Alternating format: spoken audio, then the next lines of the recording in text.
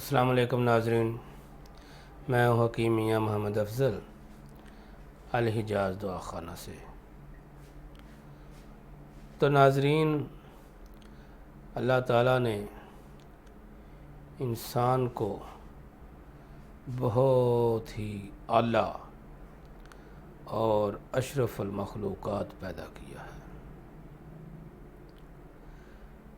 तमाम मखलूक़ों से ऊपर उलमा फरमाते हैं कि तकरीबन 18,000 आलम अल्लाह ने पैदा किए हैं। तो उन सब आलमों में से ये एक इंसानों का जो आलम है, ये अशरफुल मखलूक़ात है, तमाम मखलूक़ों से आला अरफा। और इसी वजह से अल्लाह ताला ने इस अपनी मखलूक पर एक बहुत बड़ा इनाम किया है, बहुत बड़ा। वो क्या इनाम है? जिसके लिए पूरी कायनात बनाई थी, जिसके लिए इस दुनिया को तख्लीक किया था, वो ख़ास हस्ती मेरे और आपके आका सरवरे कौनैन अशरफुल अंबिया हज़रत मोहम्मद सल्लल्लाहु अलैहि वसल्लम को हमारा आखिरी नबी बना के भेजा। उन्होंने हमें तरीकी से, अंधेरे से निकाल कर रोशनी की तरफ ले आए। ये अल्लाह ताला का हम पर ख़ास इनाम है। ये अल्लाह का ये भी एक बहुत बड़ा ख़ास इनाम है कि अल्लाह ने हमको इंसानों में से पैदा कर दिया है। अगर हैवानों में से पैदा कर देते तो क्या कर सकते थे?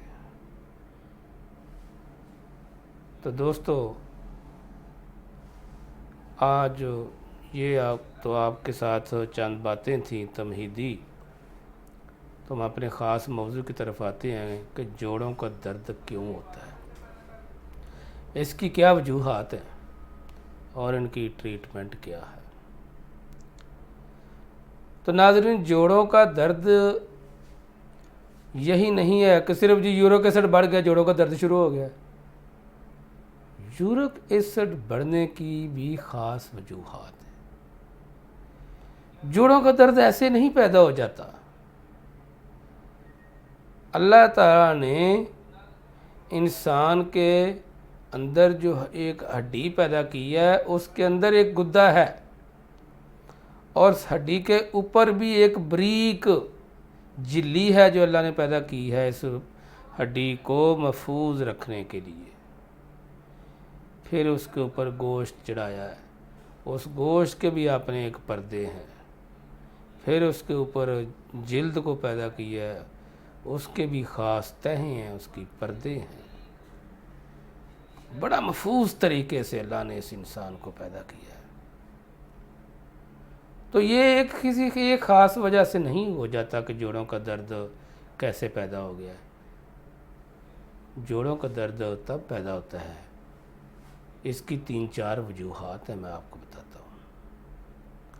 एक तो इंसान को मसलसल गैस, री, हवा और तेज़ाबियत का शिकार रहने की वजह से ऐसा होता है।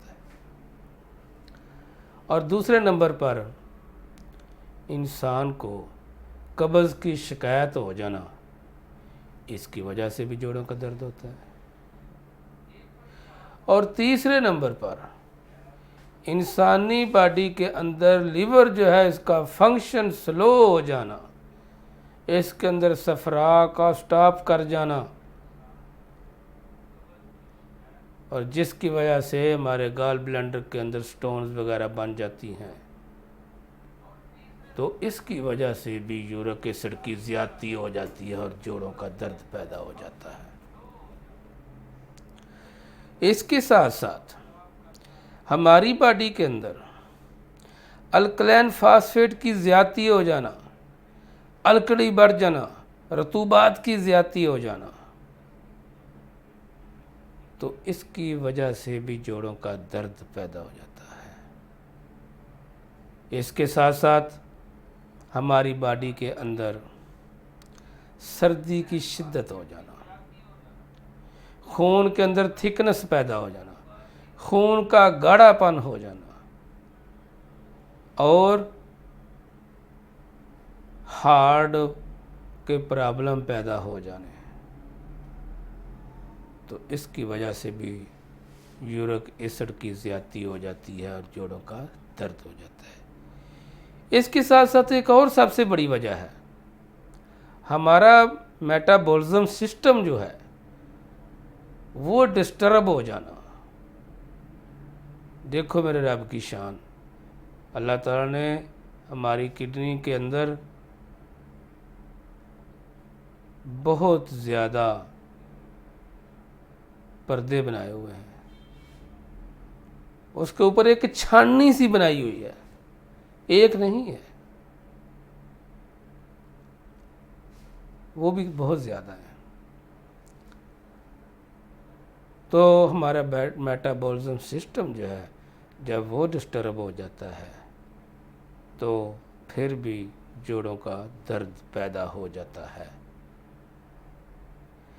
तो ये सारी वजूहात क्यों होती हैं, किस वजह से होती हैं? एक छोटी सी बात आपको बताता हूँ कि इंसान जो कुछ खाता पीता है उसके मैदे के अंदर जाता है, चाहे आलू खा ले, पालक खा ले, गोश्त खा ले, मटर खाए, मिठाइयाँ खाए, फ्रूट खाए, सारा कुछ मैदे में जाता है। ये तो सिंपल सी एक बात है। तो क्या होता है, हर चीज़ अपने अंदर एक मिजाज रखती है, अपने अंदर एक तासीर रखती है। हमारा मैदा जो है वो निज़ाम इंहज़ाम के तहत, एक ख़ास निज़ाम के तहत उस ग़िज़ा को जब हज़म करता है उससे एक जोहर लेता है, एक जोहर तैयार होता है। वो जोहर जो है वो हमारे खून के अंदर शामिल हो जाता है। तो फिर हम मुख्तलिफ बीमारियों का शिकार होते हैं अगर बेइतदाली हो ग़िज़ा के अंदर। तो नाज़रीन आपको बताता चलूँ कि यूरिक एसिड पैदा करने वाली कौन सी ग़िज़ाएँ हैं जिनसे हमें एहतियात करनी चाहिए, ज़रा परहेज़ करना चाहिए, इतनी ज़्यादा दबा के नहीं खानी चाहिए जिससे हम अपनी सेहत को खो बैठे। वो कौन सी चीज़ें हैं मुआशरे के अंदर? नंबर 1 चावल है, राइस। नंबर 2 है फार्मी मुर्गी, चिकन। इनके अंदर चिकनाई की इतनी तेज़ तरीन मकदार पाई जाती है कि हद से ज़्यादा, और हम बिरयानियाँ बना बना के खाते हैं, चिकन खाते हैं, चिकन के बगैर हम खाने ही नहीं खाते। और इसके अलावा फास्ट फूड, बच्चों को जो बीमारियां लग रही हैं, जिस वजह से लग रही हैं, वो कौन सी चीज़ें हैं? सलांटी, इमली, निमको, चूरन, पापड़, लेज़, नूडल्स, जो बड़े शौक़ से अपने बच्चों को ला ला के खिला रहे हैं। उनकी नज़र पे असर पड़ रहा है, उनके दिमाग पे असर पड़ रहा है। छोटे छोटे बच्चे हैं 8-8, 10-10 साल के, हमने देखे हैं, शुगर हो गई है उनको, गुर्दों का प्रॉब्लम हो गया, नज़र वीक हो चुकी है, बाल वाइट हो गए हैं। कमाल बात है। तो उसमें कसूर किसका है? हमारा अपना ही कसूर है। हम ग़िज़ाएँ ही इस तरह की ले रहे हैं कि जिनसे हम खुद बीमारियों को दावत दे रहे हैं। बड़ा गोश्त है, तो ऐसी चीज़ों से दोस्तों ज़रा एहतियात करें, परहेज़ करें। इस अल्लाह ताला ने इस जान के अंदर जो नेमतें पैदा की हैं उनको बदल बदल के इस्तेमाल करें। ऐसा ना करें कि इन चीज़ों को अगर आप दबा के इस्तेमाल करेंगे तो आप बहुत ख़तरनाक बीमारियों का शिकार हो जाएंगे। तो अपनी ग़िज़ा के अंदर बेइतदाली को इतदाल पे ले आओ। ये सबसे बड़ी और एक नुक्ते की बात आपको बता रहा हूँ। और इसके अलावा इसकी छोटी सी एक जो आपको ट्रीटमेंट बताता हूँ, ये हमारा मौजू चलता रहेगा, इसके बारे में मज़ीद आपको और आगाही दूँगा। आज के लिए एक छोटा सा नुस्खा आपको बताता हूँ। छोटी इलायची, जिसे इलायची सब्ज़ कहते हैं, दारचीनी जो मसाले के अंदर डलती है, और 2 दाने लौंग के, और 1 इंच दारचीनी, और 2 इलायचियाँ। हर खाने के बाद इन तीनों चीज़ों का आप कावा बनाकर शहद डाल के लेमन निचोड़ के पी लिया करें, तो बहुत हद तक आप कोलेस्ट्रॉल के लेवल को कम कर सकते हैं। तो दोस्तों, नाजरीन, इन्हीं अल्फाज पर इक्तफ़ा चाहता हूँ। आखिर में दुआ है कि अल्लाह ताला हम सब को अपने हिफ्ज़ व ईमान में रखे। दुआओं की दरख्वास्त है। किसी भी बीमारी में आप मुब्तला हैं तो मेरी दुआ है अल्लाह ताला आपको शिफाए कामिला अजला अता फ़रमाए। तो ट्रीटमेंट के लिए मेरे पास अल हिजाज़ दुआखाना में तशरीफ़ लाएँ। इंशाअल्लाह अल्लाह के फ़ज़ल व करम से कामयाब और बेहतरीन इलाज होगा।